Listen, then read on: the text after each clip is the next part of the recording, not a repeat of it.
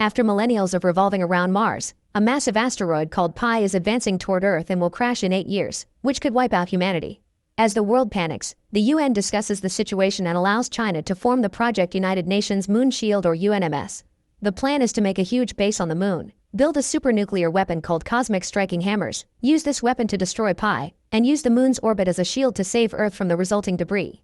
Yue applies to go to the moon and the interviewer isn't impressed by him describing himself as a middleman and average. Instead of an engineering position, he's offered maintenance. Desperate to go, Yue accepts and soon he's flying to the moon with a whole crew of astronauts. 8 years of hard work pass and the team finally launches the superweapon, which they happily celebrate. However, Yue's attention is on Langsing, the base commander who he has a crush on.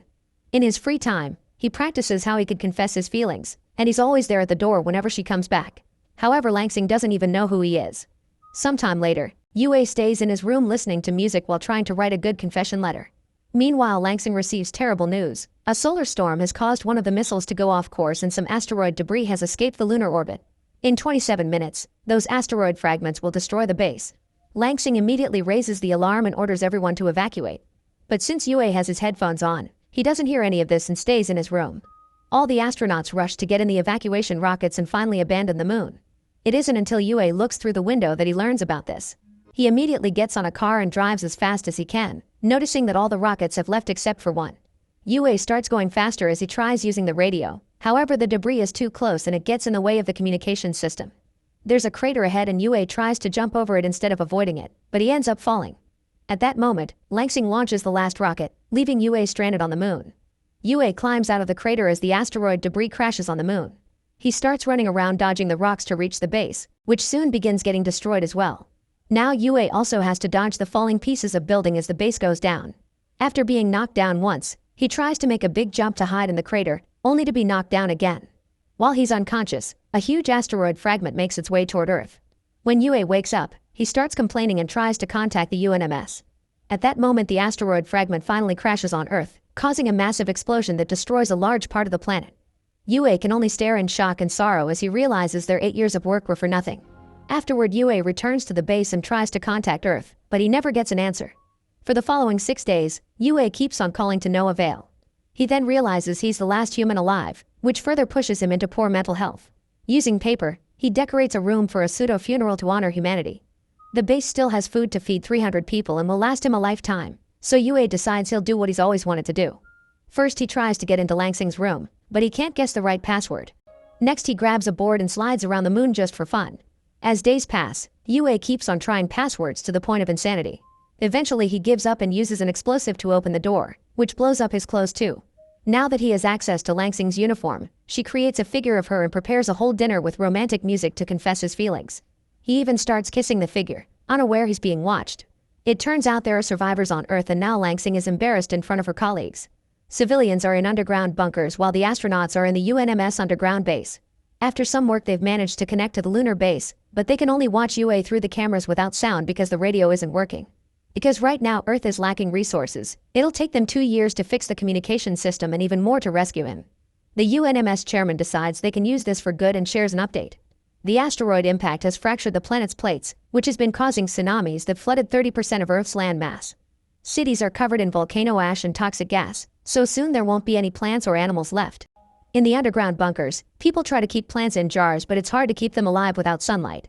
Diseases and depression are spreading among the survivors, who only get the most basic meals to survive. Some people are even losing their hair.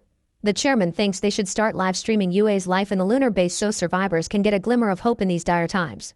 Since they don't have sound, they decide to hire a voice actor that can dub Yue's voice to make him look heroic. Langsing makes an announcement through the speakers to let all the survivors know that they've found a man on the moon and that the stream will start in 30 days. Some people don't believe it and suspiciously disappear. A few weeks later, Yue is in a deep depressive state and decides to self-delete. He makes his way to the warehouse to get some medicine for the job and finds an open food package in the corridor that he didn't drop. Yue opens the warehouse door and is shocked to see a beautiful figure lying down. Thinking it's a woman, Yue starts flirting as he comes closer, only to discover it's actually a kangaroo left behind by the research division. At the same time, Langsing starts the live stream, so the first thing everyone on Earth sees on the screen is King Kangaroo. The voice actor they hired yells "What a fantastic day," making it look like the kangaroo talked. To apologize for his mistake, the actor tries to play his flute, but that only gets him beaten up. Thankfully, the survivors assume the audio is delayed and don't think the kangaroo is actually talking, so Langsing decides they'll make the voice actor narrate instead. On the lunar base, Yue reads the research regarding Kong, learning he's aggressive and gluttonous, which is why he's been raiding the pantry. He grabs a shovel and goes back into the warehouse to get the medicine. When Kong appears behind him, Yue waves the shovel only for it to break. Then Kong grabs the handle and bends it before beating Yue up. Next, Yue dresses up as a female kangaroo and tries to keep Kong distracted, but when he's about to reach for the medicine, Kong brings him down and tries to do the naughty to him. This causes the mask to fall off and Yue gets kicked off the warehouse. Moments later, Kong starts advancing into other parts of the base. Then Yue appears with a Gatling gun that he just 3D printed and opens fire, shooting plastic balls at Kong as he chases him around the base. However, Kong suddenly turns around and starts chasing Yue instead. As the voice actor plays his flute to make the scene epic, Yue and Kong start fighting each other hand to paw. After lots of struggle, they knock each other down at the same time. The UNMS is worried about him and tries to contact him again. When Yue wakes up, he hears some static on the radio. There are no words, but he cries because he sees this as a sign that there are survivors on Earth. What Yue and the UNMS don't know is that the static was caused by Kong's tail messing with the cables. Yue and Kong stare at Earth as they realize they may have a chance to go home, and they agree on a truce from now on, although Kong punches him anyway. Over 200 days have passed since the incident, and Yue never stops playing a message to try to contact Earth. He and Kong have found their routine, and Yue announces they've become a family. Since it's obvious that Earth won't be coming for them, Yue decides to modify the spacecraft left by the old Apollo 18 mission, hoping he can fly home on his own means. While people in the UNMS discuss if they can use this to help him too, Kong and Yue leave on the car and quickly find the Apollo. Yue runs a test and confirms it'll work after some fixing. The Apollo is brought back to the base, and people on Earth watch Yue work hard on repairing it for multiple days. The UNMS is quite impressed, so they check their profile, realizing he's actually an engineer that somehow ended up in maintenance. Eventually, Yue notices that Apollo can only carry 22 pounds, and Kong alone weighs more than that. Feeling like he has no choice, Yue takes Kong for a ride and abandons him in the middle of the moon. However, Kong chases him and quickly gets back on the car. When they return, Yue starts researching a more powerful propulsion system and discovers that the prototype of the superweapon is still stored in the previous base. Kong and Yue leave on the car with a bunch of supplies and only stop traveling at night because the vehicle requires solar power. It'll take them weeks to reach the old base because it's on the other side of the moon, and people on Earth worry that Yue may not make it since the sun only shines on the moon for 14 days per lunar cycle. Soon the UNMS realizes Yue has been driving in the opposite direction to chase the sunlight. The trip will take longer, but he won't get stuck. Now Yue has 41 days to get to the base and can only sleep 4 hours per day. The first few days Yue and Kong keep each other entertained, but eventually the trip begins taking a toll on their mental health. One day Yue wakes up to find Kong driving and talking, but this is just a dream. After accidentally driving into a crate, the duo finally makes it to the old base. Soon Yue finds the warhead and carefully brings it down. Kong suddenly starts pressing a button repeatedly and Yue panics, but thankfully it's just the inspection program. While they're getting ready to go back, an angry Yue locks Kong up in the trunk to keep him away from trouble. Afterward, he starts driving to the base, playing music as a distraction. This stops him from hearing the trunk accidentally getting separated from the car. Hundreds of miles later, Yue finally notices the missing trunk, but going back for Kong would mean missing the sunlight. At first Yue drives away, but eventually the guilt is too much and he goes back to save Kong. As everyone on Earth celebrate this decision, a happy Kong licks Yue to thank him. In the UNMS, Langsing orders the entire team to find a way to contact an old lunar dog that was left behind by another mission, which hopefully could help Yue. At the same time, Yue and Kong keep on driving without stopping to sleep, otherwise they'll miss sunlight. After staying awake for over 50 hours, they notice that the sunlight is leaving them behind, but they don't give up and speed up. The temperature starts dropping and Yue has to turn on the heat not to freeze to death, which consumes the car's battery even faster. With only 35 miles left to the base, the battery finally dies and the car stops. Yue gives up and comes out to wait for the end. In the UNMS, the team finally gets the dog to start moving, but it's still too far away. They try making a jump over a crater as a shortcut, only for the dog to fall and break. Back to Yue, he keeps thinking about Langsing while staring at her picture on a mirror. Kong starts chasing the reflected light like a cat, giving Yue an idea. He rips off the car's door and uses his tools to transform it into a sled, which he attaches to Kong. Then Yue flashes the light ahead of them and Kong starts chasing it, moving the sled through the moon's surface. Eventually they find a big chasm and Yue makes Kong jump across it while activating some gas tanks that give them the necessary propulsion to make it to the other side. Everyone on Earth celebrates with hope and excitement, and there's an award ready for Yue for when he comes back. Humans gain more hope and work hard on fixing structures while signs of Yue and Kong decorate the bunkers. Thanks to this hard work, the UNMS only needs 3 months to regain communications with the lunar base. 516 days have passed since the incident and Yue is still working on connecting everything, which is harder than he thought because Apollo has outdated technology. One afternoon, Yue gets excited because he finally hears static on the radio again. However, when he turns to Kong, he finally notices him messing with the cables. Yue tests them with his own hand to be sure and his mind finally breaks as he realizes all his work and suffering has been in vain because he's the only human left. He yells at Kong for a while before the depression takes over his mood again. On Earth, the UNMS still needs a month to finish fixing the comms. Refusing to give up, Langsing uses the speaker system to talk to all the people in the bunkers.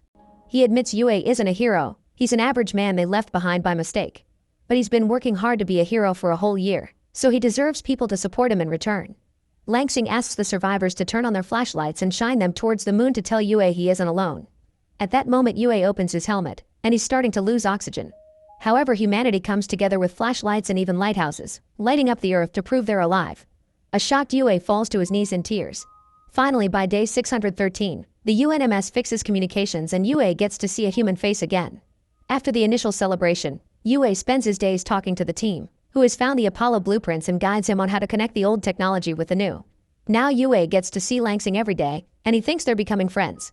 One night after they're finally done with the repairs, Yue tells Langsing that he initially turned down the maintenance position and left the interview. On his way out, he saw Langsing and her smile made him change his mind. Moved by this confession, Langsing makes one of her own. When she was evacuating, she did see Yue on the crater, but she left anyway because rescuing him would have killed them all. She also admits she'd do it again. Meanwhile, something in space is approaching Earth. The next day, Yue and Nog finally board the Apollo and get to leave the moon. There's some turbulence at first, but soon they make it to orbit and everyone on Earth celebrates. In just a few hours, the Apollo safely reaches the lunar station and Yue and Kong go looking for the escape pods. Unfortunately, on Earth, they receive terrible news. Another large piece of the asteroid that has been floating around the moon has been pushed out of orbit by the rest of the debris and is now coming towards Earth. They've named it Pi Plus and it will destroy what's left of humanity. The team realizes that the only one who can save them is Yue, who would have to pilot the warhead toward the asteroid with high chances of dying in the process. Volunteering to do the talking, Langsing contacts Yue while live streaming the conversation. However, Yue already heard everything because they left a mic on and he's ready to do it because he wants to protect Langsing and humanity. While survivors are told to hide in the bunkers, Yue cries as he shares an emotional goodbye with Kong before sending him back to Earth on an escape pod. Afterward, Yue takes off in Apollo and discovers there's a field of meteorites on the way. Yue concentrates on piloting to dodge them as the Apollo gains speed, but unfortunately the ship gets hit anyway and begins spinning out of control with a broken thruster. Yue doesn't know what to do, but luckily Langsing has a plan. He must open the door so the depressurization can compensate for the rotation momentum. Sadly, the door is jammed, so Yue starts kicking the hatch until it opens. This effectively makes the Apollo stop. At that moment, Yue sees the ship's engine floating away, meaning the Apollo doesn't have power. He has no choice but to move the warhead manually, but before leaving, Yue tells Langsing he doesn't blame her for leaving him behind and asks her to livestream his last moment. Then Yue leaves the ship and gets the warhead ready while offering a heartfelt speech as his goodbye to humanity. Everyone on Earth cries as Yue uses his jetpack to guide the warhead toward the asteroid. While Kong's pod lands in the ocean, Yue sings during his last minutes. The pressure of the asteroid destroys his suit, yet Yue doesn't give up, and once he's close enough, he asks a crying Langsing to activate the explosive. A huge explosion destroys the asteroid and all the survivors come out of their bunkers to watch the meteorite shower that symbolizes they're safe but also that Yue is dead. Over 10 years pass and humanity has been working hard on rebuilding Earth to make it beautiful again. There's still much more to do, but at least now they can be outside in the fresh air. The chairman has retired, and Kong has a statue in his honor. He also lives with other kangaroos in a reserve. Meanwhile, Langsing flies with a new group of astronauts to the moon to clean up the old base. There she imagines that Yue is by her side watching the remains of Pi Plus forming a planetary ring around Earth. Make sure to subscribe and turn on notifications so you can watch more videos like this. Thanks for watching.